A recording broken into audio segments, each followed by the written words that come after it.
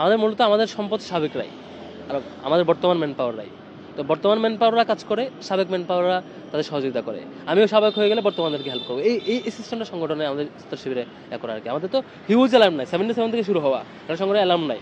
আপনি এরকম সংগঠন বাংলাদেশের দ্বিতীয় আরেকটা পাবেন না, যেটা হচ্ছে স্টার্টিং থেকে সকল অ্যালামনা কানেক্টেড থাকে। ছাত্র শিবিরের একমাত্র ব্যতিক্রম যে হচ্ছে রানিং ম্যান পাওয়াররা সকল অ্যালামনার সাথে কানেক্টেড থাকে, অলওয়েজ কানেক্টেড থাকে।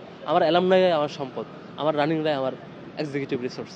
এটা দিয়ে আমাদের কাছে যেটা হয় যে ছাত্র শিবিরের যারা কর্মী সাথী সদস্য থাকে, তারা তো ছাত্র জীবনের শেষে এখান থেকে ছুটি নেই, এখান থেকে শেষ তার।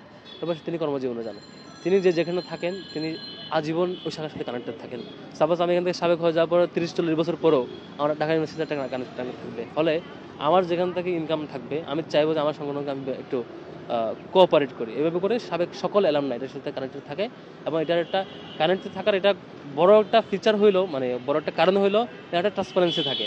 এবং প্রত্যেকেই কেউ কারোর জন্য নিজের জন্য কাজ করে না, সবাই একটা কমিউনিটির জন্য কাজ করে, কমিউনিটির কল্যাণে কাজ করে। এই জন্য সাবেকদের সাথে বর্তমানের মেলবন্ধন এবং বর্তমানের যে টিম ওয়ার্ক, কাজের কম্পিটিশন, সবাই মিলে একসাথে কাজ করা, একটা উই ফিলিংসটা থাকে। এই উই ফিলিংসটার কারণে এটা আমরা কন্টিনিউ করতে পারছি।